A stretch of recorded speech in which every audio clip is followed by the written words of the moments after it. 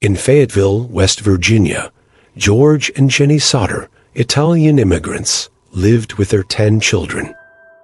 On Christmas Eve, 1945, a fire devastated their home. George, Jenny, and 4 of their children managed to escape the blaze. The couple initially believed that the other 5 children were trapped inside, but a subsequent search of the ashes turned up no remains. Given the intensity of the fire, this was perplexing, as even the fiercest fires typically leave some trace of victims. The fire department's response was slow due to the holiday, a lack of manpower, and the remoteness of the Sodder home. The fire chief suggested the fire had been hot enough to completely cremate the bodies. A claim met with skepticism by many, including the Sodders.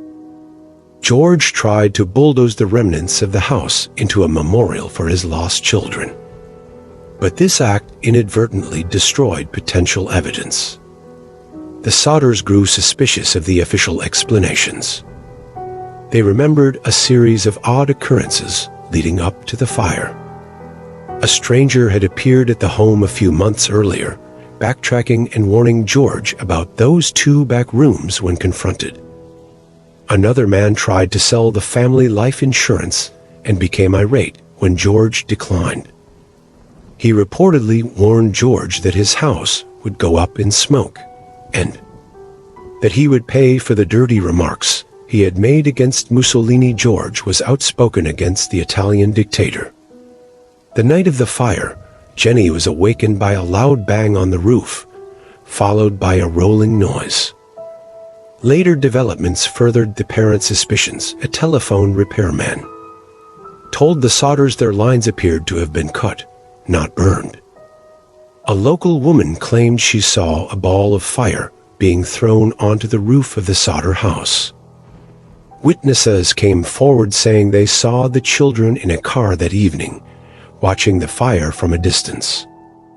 Another woman said she served them breakfast the next morning.